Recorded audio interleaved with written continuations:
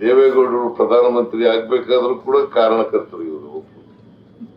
ಲೋಕಸಭೆ ಬಾಗಲಕೋಟೆ ಗದ್ದಿಗೌಡ ಇಲ್ಲೇ ಇದ್ದಾನೆ, ನಿಮ್ ಕ್ಷೇತ್ರದಲ್ಲಿ ಗೆದ್ದಿದ್ದು ಮೈಟಿಯವರು. ಅಲ್ಲಿ ಗೆಲ್ಲಬೇಕಾದ್ರೆ ಕಷ್ಟ, ಜನಾನುರಾಗಿಗಳಾಗಿದ್ರೆ ಮಾತ್ರ ಕಷ್ಟ ಗೆಲ್ಲಿಕ್ಕೆ ಸಾಧ್ಯ ಆಗ್ತದೆ. ಅವರ ಜನಪ್ರಿಯತೆ ಎಷ್ಟು ಮಟ್ಟಿಗೆ ಇತ್ತು ಅಂತಂದ್ರೆ, ಬಾಗಲಕೋಟೆನಲ್ಲಿ ಒಬ್ಬ ಕುರುಬರನ್ನು ಗೆಲ್ಲದಿದೆಯಲ್ಲ, ಅಷ್ಟು ಸುಲಭದ ಕೆಲಸ ಅಲ್ಲ. ಬಾಗಲಕೋಟೆ ಲೋಕಸಭಾ ಕ್ಷೇತ್ರದಲ್ಲಿ ಅಷ್ಟು ಸುಲಭದ ಕೆಲಸ ಅಲ್ಲ. ಆದ್ರೂ ಕೂಡ ಗೆದ್ದಿದ್ರು.